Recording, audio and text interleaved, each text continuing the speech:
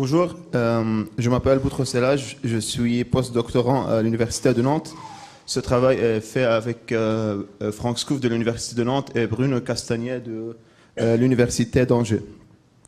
Donc, voici le plan de la présentation. Donc, on commence avec la problématique qui se concerne avec les bases de données en génie civil, particulièrement l'hétérogénéité des bases de données.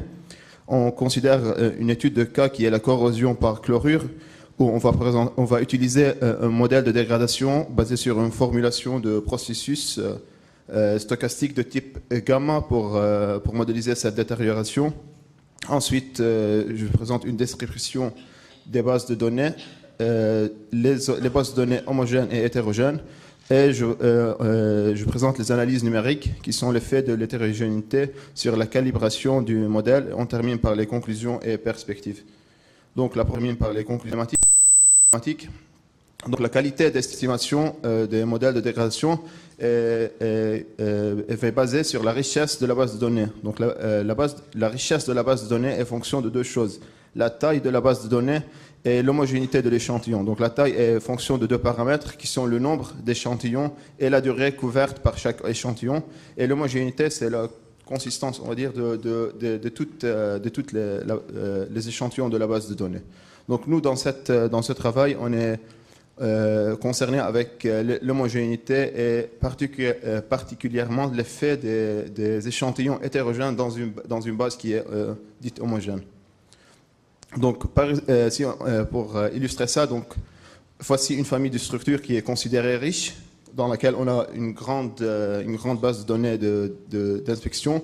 Donc, le premier challenge, c'est est-ce qu'on peut considérer un seul modèle de dégradation pour représenter cette base de données, ou il faut séparer cette base de données en deux parties.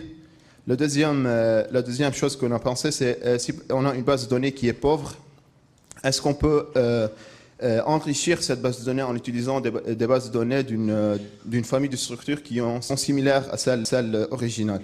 Donc ça revient à étudier l'effet d'une réalisation ajoutée sur l'estimation du modèle de dégradation. Donc ici, on passe à la modélisation de la dégradation et à la pathologie. Donc pour traiter, on a pris le cas simple de la fissuration par chloruration, qui est la troisième phase de la pathologie de corrosion par chloruration, dans laquelle on a deux variables d'importance qui sont la largeur de la fissure et la densité du courant de corrosion. Donc ces deux variables sont corrélées dans le sens où l'augmentation de la largeur de la fissure est motivée par la réaction électrochimique de corrosion. On va utiliser en conséquent une modélisation par un métamodèle de dégradation qui est basé sur une formulation de processus stochastique type gamma, donc bivarié pour les deux variables et non stationnaire. Donc, le modèle de dégradation est basé sur deux processus gamma dépendants de l'état, où on a les deux processus ρ et θ, où ρ représente la largeur de la fissure A, et θ représente la densité du courant de corrosion et corrosion. La simulation de ce métamodèle de dégradation, il est incrémental dans le sens où chaque incrément de dégradation suit une loi de distribution qui est gamma et qui est basée sur l'état, mais indépendant du temps. Donc ici, on passe à la description des bases de données. On commence par la base de données originale. Donc on considère qu'elle est formée par 5 structures qui sont statistiquement indépendantes, mais identiques. Et cette base de données originale, elle est générée par le biais du métamodèle de dégradation qui est paramétré en fonction d'un groupe de paramètres qu'on va ici nommer θ majuscule. Donc ce sont les paramètres initiaux. Donc maintenant, pour passer à la base de données hétérogène, déjà, on définit c'est quoi une structure hétérogène. Donc, on a défini une structure hétérogène, c'est comme une structure construite par les mêmes matériaux et avec les mêmes procédures et qui se situe dans des conditions environnementales similaires à celles de la structure originale, c'est-à-dire elles sont dans la même classe de fiabilité. Donc, pour la génération, on a proposé une approche en 3 étapes dans laquelle on modifie les paramètres du modèle original. On simule les réalisations qui sont dites hétérogènes. Donc la première étape, on considère un saut sur tous les paramètres du modèle H.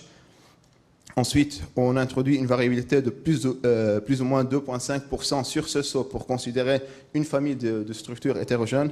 Et on fait une réalisation, une simulation de ce métamodèle avec les nouveaux paramètres du modèle modifié. Donc ici, pour illustrer l'effet de ces hétérogénéités sur les paramètres, on propose ici de plotter la probabilité de défaillance. Donc ici, on a chaque H, ici c'est le H, donc le H est pour une famille de structures qui est à plus ou moins 2,5%. Donc on peut voir ici, l'homogène est c'est 2 fois plus rapide que celle de 50%. Donc on peut voir que l'effet est grand, par exemple, pour le cas de 50%. Donc ici on passe à l'analyse numérique, donc l'effet de l'hétérogénéité sur l'estimation. On prend pour critère de comparaison l'erreur quadratique moyenne entre le θ estimé, donc l'ensemble des paramètres estimés, et celle des paramètres originaux. Donc dans cette première illustration, on plotte les erreurs pour les différentes H. Donc chaque courbe est pour une H d'hétérogénéité, et chaque point c'est donc on avance par tranche. Donc on ajoute une structure, d'autres structures, jusqu'à 15 structures. Donc on peut voir que on peut remarquer que pour les deux courbes les plus basses, donc pour le cas homogène et le cas de 10%, les courbes sont parallèles. Par contre, pour les courbes qui sont au-delà de 10%, on peut voir une sorte de distorsion ou une non-linéarité. On a ploté en conséquence l'erreur relative entre la courbe homogène et tous les autres pour mettre en évidence cette non-linéarité. Du coup, on peut voir ici donc les deux courbes. La première courbe, plutôt de 10%, est linéaire, elle varie linéairement. Par contre, les autres, on voit qu'il y a une sorte de non-linéarité. Donc ici, pour investiguer en plus, on a proposé une étude qui est basée sur, on plotte l'efficacité de la procédure. Donc on entend quoi par efficacité?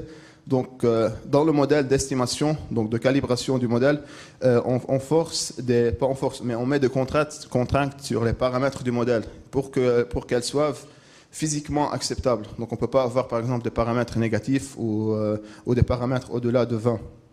Donc, on entend ici par efficacité, c'est le nombre des estimations basées sur la base de données formée qui trouvent des paramètres estimés dans cet intervalle. Du coup, voici les plots. Donc, pour discuter les plots, donc pour l'observation, on peut voir que si on augmente l'hétérogénéité, l'efficacité diminue. On peut voir, par exemple, pour les cas de 50 et 40 et 30%, comme l'efficacité est très basse. Donc, on peut voir que pour le cas homogène, où on continue à ajouter des échantillons de la même base de données ou de même jeu de paramètres, on a une convergence uniforme et on peut voir une sorte de chute sur l'efficacité pour n à peu près égal à 5, qui est le nombre de structures originales. Donc, pour commenter, cette chute est causée que parfois, lorsqu'on mélange deux bases de données et on a une base qui est ajoutée, qui est trop hétérogène, c'est pas possible on ne peut pas trouver des paramètres qui sont physiquement acceptables. Donc, on ne peut pas calibrer un seul modèle de dégradation pour ce mélange de bases de données. Le minimum, on peut noter que le minimum est à 4%. Et non pas à 5%, qui est le nombre initial, nombre d'échantillons de structures originales. C'est parce qu'on a une non-symétrie dans le modèle, parce qu'on a ajouté les deux plus ou moins 2,5% sur la partie hétérogène. On peut en plus dire que pour n supérieur à 5, on peut voir une sorte de convergence, donc on a une efficacité qui augmente. C'est parce que l'estimation commence à converger vers la base de données hétérogène. Donc pour les conclusions, dans ce travail, on a fait une étude préliminaire sur l'effet des échantillons hétérogènes dans le but de l'implémenter dans des contextes de décision de maintenance. On a utilisé un métamodèle de dégradation qui est basé sur une formulation de processus stochastique type gamma. Donc, dans les perspectives, ce serait intéressant d'identifier des tendances d'hétérogénéité dans des bases de données, ce qui est aussi scientifiquement sous le nom de méta-analyse des bases de données. Donc, s'il y a des collègues intéressés par les processus stochastiques de type gamma. On est en train, à ce moment, de développer un logiciel sous MATLAB. Donc, s'il y a des gens qui sont intéressés, je serai heureux de le présenter après, dans la discussion après.